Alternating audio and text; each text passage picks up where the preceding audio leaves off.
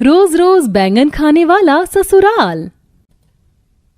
अरे सावित्री बहन, इतना सोच विचार क्या कर रही हैं? अरे लड़के वालों ने अच्छा खासा घर मकान बनवा रखा है, खाते पीते खानदान से हैं, गांव में खूब सारी खेती बाड़ी भी है, और क्या चाहिए? आपकी बेटी को पलकों पर बिठा कर रखेंगे जी, और लोग भी एक नजर देखकर बोलेंगे क्या अव्वल दर्जे का दामाद उतारा है। पंडित जी, मुझे मेरी कोमल के लिए ये रिश्ता स्वीकार है, आप बात आगे बढ़ाइए। ये हुई ना सावित्री बहन बात। अब तो आप कार्ड छपवाइए, लड़के वालों को तो कोमल बिटिया पहले से ही पसंद है। मेरी दक्षिणा तैयार रखिएगा। जल्दी द्वार पर लड़के वालों संग बारात लेकर आता हूँ। आपके मुंह में भी घी शक्कर। पंडित जी नमस्कार। थोड़े दिनों में दोनों परिवार में शादी की तैयारी शुरू होती है और बड़े धूमधाम से विशाल कोमल की शादी होती है और विदाई होकर वो ससुराल में आती है। पर क्या होगा बेचारी बहू का जब उसके आगे बैंगन खाने वाला ससुराल का भांडा फूटेगा। अरे शशिकला जी, जल्दी से आइए भाई, बहू आ गई है। अजी आ गई। शशिकला नई नवेली बहू का स्वागत करवाती है। आओ छोटी बहू, इस नए परिवार में तुम्हारा खूब स्वागत है। आइए प्यारी भाभी जी, मैं आपका सबसे परिचय करवाती हूँ। मैं हूँ बबीता, आपकी जेठानी। ये निशा, पूजा है हमारी ननद, ये छोटे देवर, ये मेरे बच्चे हैं मिश्री और गोलू। हेलो नई चाची। मम्मी आप क्या हमें डेली नई चाची बैंगन की डिश खिलाएंगी? मैं तो मेरे फेवरेट बैंगन का भरता खाऊंगा। और मैं तो अपने लिए चाची से टेस्टी बैंगन का टीका बनवाकर तुझे चिढ़ा कर खाऊंगी। तभी दोनों बच्चों की बात काटते हुए शशिकला, चलो बच्चों, जाकर आराम करो। विशाल बेटा, तू भी दुल्हन को ले जा, थकान चढ़ गई होगी। अगले दिन कोमल नहाकर कमरे में रेडी हो रही होती है, तभी छोटी ननद पूजा आती है। नहीं भाभी, आपको माँ ने किचन में बुलाया है, आ जाइए। तुम चलो, मैं आई पूजा। बहू जैसे रसोड़े में आती है जहां बैंगन का बाजार लगा पड़ा था। भैंस की आंख, ये बावर्ची खाना है या बैंगन का खेत? कहीं मैं खुली आंखों से ख्वाब तो नहीं देख रही? इतनी पन्नी बैंगन का क्या ये लोग अचार डालेंगे? क्या बात है कोमल, रसोड़े में पैर रखते तुम्हारे चेहरे की रंगत क्यों उतर गई? अरे बबीता बहू क्यों अपनी देवरानी का छेड़ रही है? बहू फटाफट से कुछ मीठा बनाकर चूल्हा पूजन कर ले, फिर खाना बना लेना। सासू माँ, इतने सारे बैंगन किसने मंगवाए हैं? घर में भंडारा है क्या? अरे नहीं बहू, ये जितने भी पन्नी में बैंगन है ना, ये हमारे परिवार के लिए बनेगा। सास की बात सुनकर बेचारी बहू की हवाइयां उड़ जाती हैं। पर सासू माँ, हमारे परिवार के हिसाब से इतने बैंगन काफी ज्यादा हैं। इतने की सब्जी बनाकर बेफिजूल में बर्बाद हो जाएगी। अरे कोमल भाभी, इतने सारे बैंगन की सब्जी थोड़ी बनेगी, बल्कि आपके परिवार वालों की पसंद से पूछकर खाना बनाना है। मेरे लिए तो आप बैंगन का भरवा बना देना, और भाभी मेरे लिए बिल्कुल तीखा मसाला बैंगन बनाना। अच्छा ठीक है जी। देवरानी जी मेरे लिए बैंगन भाजा बनाना। बाकी सासू माँ ससुर जी को बैंगन का भरता पसंद है और देवर जी जेठ जी को बैंगन की चटनी। क्या कहा? बैंगन की चटनी? जी हाँ, वो भी लहसुन हरी मिर्च डालकर सिलबट्टे पर पीसी हुई। हे भगवान, बैंगन नहीं हो गया, बवाल हो गया। किसी को बैंगन का भजिया खाना है, किसी को भरता तो किसी को मसाला बैंगन। मेरे तो भेजे का भजिया बन गया। चिढ़कर वह सब्जी काटना चालू कर देती है, तभी एक बैंगन में से बड़ा सा कीड़ा रेंगते हुए निकलता है। हे भगवान, इतना मोटा कीड़ा है। तभी पति विशाल किचन में आता है। विशाल जी, देख क्या रहे हो? इसे उठाकर फेंको। विशाल कीड़े को फेंक देता है। कोमल, तुम एक कीड़े से डर गई? अच्छा, मैं ये बोलने आया था कि बैंगन की चटपटे से पकौड़ी बना देना। बैंगन की एक और नई डिश सुनकर कोमल दांत पीस लेती है। देखो, मेरी खोपड़ी पहले से ही खराब है, तो मेरे भेजे का कीमा मत बनाओ, दफा हो जाओ।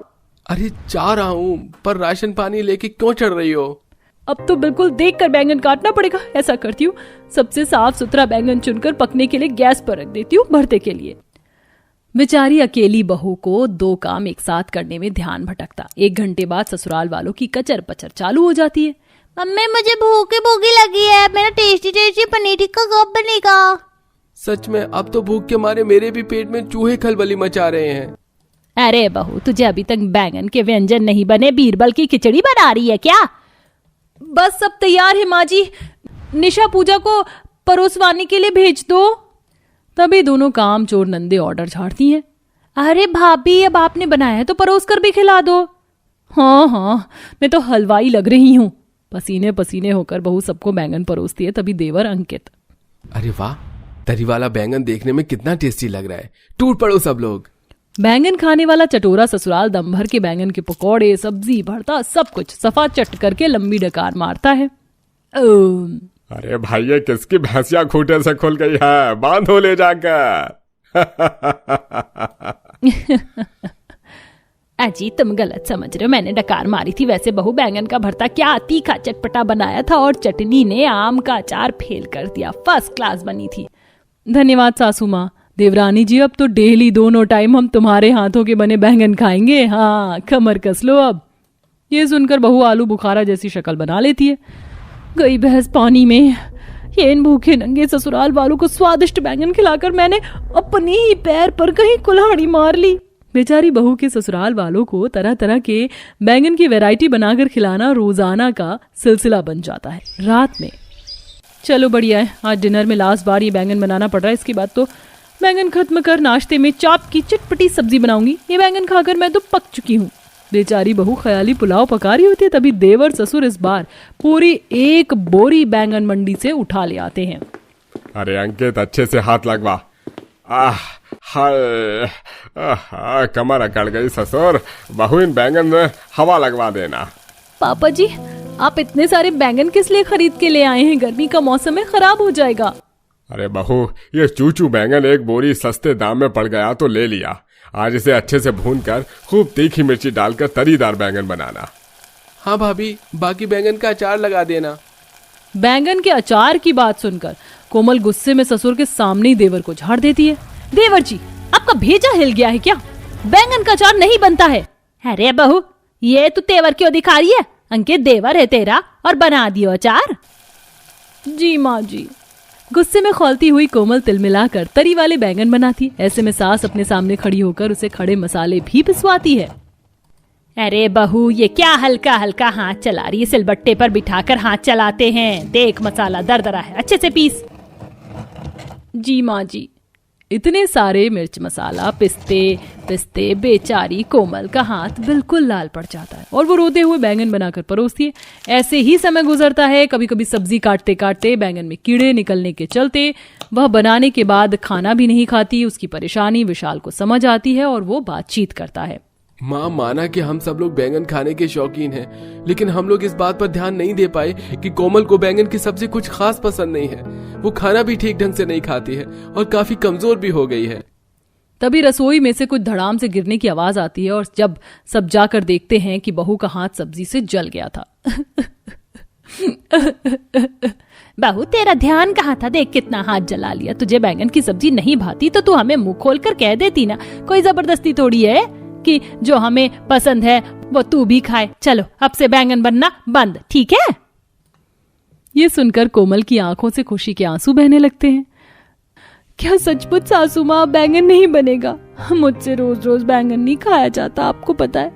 मैं अपनी मनपसंद मटर पनीर की सब्जी, चाप की सब्जी खाने के लिए तरस गई हूँ। बहू को उसकी मनपसंद का खाना खाने के लिए रोते देखकर शशिकला दुलार करते हुए कहती है, ना ना मेरी प्यारी बहू, आज मैं खुद अपने हाथों से तुझे तेरी मनपसंद की सब्जी बनाकर खिलाऊंगी। विशाल जा सफल से अभी जाकर 1 किलो चाप और मटर पनीर भी खरीद के ले आ। जी माँ लाता हूँ। पति सामान लाकर दे देता है। सास जेठानी दोनों दिल से कोमल की मनपसंद की सब्जी बनाकर उसे परोस कर खिलाती हैं। कोमल कई दिनों के बाद बड़े चाव से खाना खाती है। इसके बाद रोज रोज बैंगन खाने वाले ससुराल का रिवाज भी अब बदल जाता है। वाह मजा आ जाएगा। मेरी शादी गोवा में होगी। मैं समुद्र देखूंगी और गोवा घूमूंगी। मैं तो अभी से एक्साइटेड हो रही हूँ। दीदी आप अभी से ही इतनी खुशी क्यों मना रही हो गोवा जाने की? मेरा मतलब गोवा वाले मेहमान तो हम दोनों को ही देखने आ रहे ना। हो भी तो सकता है कि उन्हें मैं ही पसंद आ जाऊं, तो फिर आपकी शादी उन बिहार वाले लोगों में होगी। चुप कर सोनाली, मैं उन बिहारियों में शादी नहीं करूंगी। एक बात मेरी कान खोलकर सुन लेना, गोवा में तो मैं ही शादी करूंगी और उसमें अगर तू बीच में आई तो अच्छा नहीं होगा। सोनाली मेरी बात को कान खोलकर और दिमाग खोलकर सुन। अभी जब मेहमान आए तो तू नीचे मत आना, फिर इस तरह से वो मुझे ही पसंद कर लेंगे। लेकिन दीदी। लेकिन वेकिन कुछ नहीं, मैंने कह दिया तो बस कह दिया। मैं बड़ी बहन हूँ और इसीलिए तुझे मेरी बात को मानना पड़ेगा। ज्योतिका सोनाली से ऐसे बोलकर दूसरे कमरे में खुद तैयार होने को आ गई। ज्योतिका और सोनाली दोनों बहनें थीं। उन दोनों में बचपन से ही काफी कम प्यार था, जिसकी वजह से उनमें लड़ाई ही ज्यादा चलती रहती थी। आज भी दोनों बहनें एक रिश्ते के ऊपर झगड़ रही थीं, जो गोवा से आने वाला था। कुछ ही देर में गोवा वाले मेहमान आ गए, जिनके सामने ज्योतिका ही बंठन कराई। तो ये आपकी बेटी है, ठीक ही है। तुम बताओ बेटा आयुष्मान। मुझे भी ये रिश्ता सही लग रहा है माँ। यामिनी जी, हमें ये रिश्ता मंजूर है। जी बहुत बहुत शुक्रिया। ये इन लोगों के सामने बस ज्योतिका क्यों आई? सोनाली को भी तो मैंने बोला था। इन लोगों के जाने के बाद पूछूंगी। कुछ देर बाद ही गोवा के मेहमान यामिनी के घर से चले गए, जिसके बाद वो अपनी बेटियों के कमरे में गई और सोनाली बेटा, मैंने तो तुम दोनों से ही कहा था कि मेहमानों के पास आ जाना, और ज्यादा तो मैं तुझे ही चाह रही थी कि वो लोग तुझे पसंद कर लें। अगर वो तुझे पसंद कर लेते तो तू गोवा जा पाती, जहाँ तू बचपन से जाना चाहती है। हाँ माँ, मैं समझ रही हूँ कि आप क्या बोल रही हो, लेकिन मैं बस इसीलिए बाहर नहीं आई क्योंकि मुझे लगा पहले दीदी का रिश्ता पक्का होना सही है। कोई बात नहीं माँ, अगर गोवा वाले मेहमानों ने दीदी को पसंद कर लिया तो, और ये तो अच्छी ही बात है। मैं बिहार वाले मेहमानों के यहाँ भी शादी को तैयार हूँ। धारा सोनाली का चेहरा बस यूं ही देखती रह गई। सोनाली ने अपनी बहन की धमकियां अपनी माँ को नहीं बताई और वो बिहार में भी शादी करने को राजी हो गई। 1-2 दिन बाद बिहारी लोग भी धारा के घर सोनाली को देखने आ गए, जहां पहली नजर में सोनाली उन्हें पसंद आ गई। और फिर तुम्हारी बेटी तो बहना बहुत ही सोनी है। मुझे पंजाबी नहीं आती, बस जरा सी बोल रहा हूँ। चुप रहिए आप। बहन, इन्हें तो ऐसे ही मजाक की ही लगी रहती। मैं बताती हूँ, हमें ये रिश्ता मंजूर है। आपका बहुत बहुत शुक्रिया जी। यामिनी बहुत ज्यादा खुश हुई क्योंकि उसकी दोनों ही बेटियों का रिश्ता पक्का हो गया था। देखते ही देखते यामिनी का अपनी बेटियों के साथ सफर खत्म हुआ और वो दिन भी आया जब वो दोनों विदा होकर अपने अपने ससुराल चली गई। अब उन दोनों की ही शादी को लगभग 1 हफ्ता होने को आया था और उनका अपने ससुराल में कुछ ऐसा हाल था। कितना सुंदर समुद्र दिखाई देता है मेरी खिड़की से, लेकिन इस 1 हफ्ते गोवा में रहकर भी मैं एक बार भी बीच पर नहीं गई हूँ। क्या हुआ? क्या बात है? हमारी शादी को पूरा 1 हफ्ता होने को आया है, लेकिन इस 1 हफ्ते में एक बार भी हम घूमने नहीं गए। आयुष्मान, चलिए ना आज कहीं घूमने चलते हैं। पागल मत बनो ज्योतिका, मेरे पास ऐसे घूमने फिरने का वक्त नहीं है। मुझे काम पर जाना है। आप यही कहते हो। जब जाना है तो जाना है। अच्छा, मैं चलता हूँ। हाँ, मैं चाहे कितना ही कह लूं, लेकिन मेरे पति के लिए हमेशा काम ही मुझसे ज्यादा इम्पोर्टेंट है। अब फिर से मैं अकेली हो गई। अब मैं क्या करूंगी? ज्योतिका अपने ससुराल में बोर हो रही थी। वैसे तो उसके ससुराल में सहूलियत और नए जमाने की हर एक चीज थी, लेकिन फिर भी उसके घर में उसका दिल लगाने वाला कोई नहीं था। कुछ देर अपने कमरे में बैठने के बाद ज्योतिका कमरे से बाहर आई, जहां उसने देखा कि उसकी सास सोफा पर बैठी हुई है। चलो कुछ देर माँ जी से ही बात कर लेती हूँ। ज्योतिका अपनी सास के बराबर में जाकर बैठ गई। माँ जी, क्या कर रही हो? Online shopping. क्या है, क्यों मेरी साइड में आकर बैठ गई है? माँ जी, वो मैं बोर हो रही थी, इसीलिए। मुझे पसंद नहीं है कि कोई मेरे पर्सनल कामों में अपना पांव अड़ाए। जा यहाँ से। धारा ने ज्योतिका को अपने पास नहीं बैठने दिया, जिससे कि वो बेचारी उदास होकर अपने कमरे में ही आ गई। एक तरफ ज्योतिका की जिंदगी ऐसे मायूस सी गुजर रही थी, तो वहीं दूसरी तरफ उसकी बहन। वाह माँ जी, ये बिहार के मशहूर छोटी मछली के साथ चावल तो बड़े ही स्वादिष्ट लगते हैं, लेकिन अब इन्हें खाने के बाद मन कर रहा है कि कुछ मीठा भी होता। सच में मजा ही आ जाता। लो तो फिर खुलकर मजा लो। ससुर जी, आप खाना खाते ही कहाँ चले गए थे? मैं जानता हूँ कि मेरी बहू रानी का खाना खाने के बाद मीठा खाने का दिल करता है, जिसकी वजह से मैं तेरे लिए आइसक्रीम लेने गया था। चलो सभी खाएंगे, मैं काफी सारी लाया हूँ। केसरी के बोलने पर जल्दी जल्दी से सोनाली ने आइसक्रीम निकालकर सभी घर वालों को देनी शुरू कर दी और फिर सब ने बैठकर आइसक्रीम खाई। बहू इतनी उम्र हो गई, लेकिन कभी ये समझ नहीं आया कि ससुराल ये इतनी स्वादिष्ट चीज बनती कैसे है। हाँ हाँ बाबा, मुझे आती है आइसक्रीम बनानी। किसी दिन मैं आपको घर में बनाकर आइसक्रीम खिलाऊंगी। तब तो और भी मजा आएगा। अरे भूमिका बेटा, जरा घर की पुरानी फोटोओं की एल्बम निकाल कर ले आ। इस वक्त सभी एक साथ है तो फोटो देखेंगे। मुझे देखने हैं। कहाँ है एल्बम माँ जी? मुझे बताइए, मैं निकाल लाती हूँ। देख, अलमारी के लॉकर में रखा है। सोनाली पुरानी फोटो एल्बम निकाल कर ले आई, जहाँ सभी जमीन पर रखकर फोटोज देखने लगे। बहू, ये तस्वीर देख, मोहन के बचपन की है। माँ, कहीं ये वही फोटो तो नहीं जिसमें मेरी नाक बह रही है? माँ ये वाली मत दिखाना। अच्छा, फिर तो मैं जरूर देखूंगी। कितनी सारी नाक बह रही है। मोहन जी, वैसे जैसे आप जवानी में हो, बचपन में तो ऐसे बिल्कुल नहीं थे। अच्छा, तो जवानी में अच्छा हूँ या बचपन? ऑफ कोर्स बचपन। सभी ऐसे ही खट्टी मीठी बातें कर रहे थे। देख बहू, ये मेरी जवानी की तस्वीर है। ये तस्वीर मेरी पहली रसोई पर मेरी जेठानी ने खींची थी। हाँ माँ, आप कितनी सुंदर हो, और बाबा को तो देखो कितने अच्छे लग रहे हैं। आपका बेटा आप पर जरा भी नहीं गया। तुम तो बस मुझे ऐसे ही कहना। सभी ने ऐसे ही काफी देर तक फोटो देखे और खूब पुरानी यादों को सोनाली के सामने ताजा किया। अभी वो फोटो देख ही रहे थे कि तभी एक फोटो भूमिका का आया। भाभी, ये जब की फोटो है जब मैं स्कूल से गोवा गई थी। गोवा? क्या हुआ सोनाली, क्या बात है? कुछ नहीं, बस गोवा। नहीं, कुछ नहीं। सोनाली का गोवा को सुनकर मन सा भर आया। कुछ देर फोटोज देखने के बाद उन्होंने एल्बम समेट दी और फिर सोनाली वापस से अपने परिवार में मगन हो गई। ऐसे ही सिलसिला जारी था। सोनाली का परिवार गरीब था, लेकिन फिर भी वो उसके साथ खुश रहती थी। वहीं दूसरी तरफ ज्योतिका का ससुराल अमीर होने के बावजूद उसकी जिंदगी में खुशियां नहीं थी। ऐसे ही आज के दिन। माँ जी, आप कहाँ जा रही हैं? मैं बोर हो रही हूँ, क्या मैं भी आपके साथ चलूं? नहीं, बिल्कुल भी नहीं। मैं अपना ब्यूटी ट्रीटमेंट लेने जा रही हूँ और तुझे आने की कोई जरूरत नहीं है। आज भी धारा ज्योतिका को उदास छोड़कर खुद अपने ब्यूटी ट्रीटमेंट लेने को चली गई, जिसके बाद ज्योतिका घर में ही बोर हुई। तो वहीं दूसरी तरफ, माँ, मैंने पता लगा लिया है कि सोनाली गोवा का नाम सुनकर क्यों उदास हो गई थी। उसकी वजह यह है कि माँ, सोनाली बचपन से गोवा जाना चाहती है। अच्छा, तो क्या हुआ, हम लेकर जाएंगे अपनी बहू को गोवा? मैं भी यही सोच रहा था माँ। मैं आज से ही अपने काम के घंटे बढ़ा रहा हूँ। सोनाली का जन्मदिन भी आने वाला है, तो उसके जन्मदिन तक हमारे पास पैसे हो जाएंगे। हाँ, मैं भी काम के घंटे बढ़ा दूंगा। ऐसा है तो मुझे भी थोड़ी मछली लाकर दे देना, मैं मछली बेच लूंगी। और मैं बच्चों को घर में ही ट्यूशन दे दूंगी, तो उससे हमें काफी प्रॉफिट होगा और हम सभी गोवा जा पाएंगे।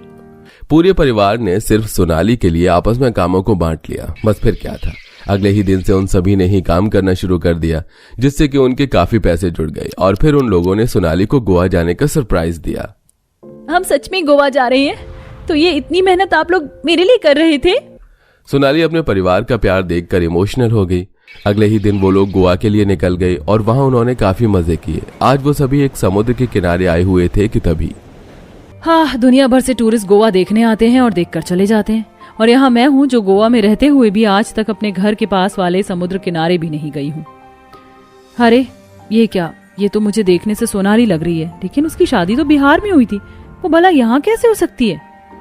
हे भगवान, मेरा तो दिमाग ही काम नहीं कर रहा है। जाकर देखती हूँ।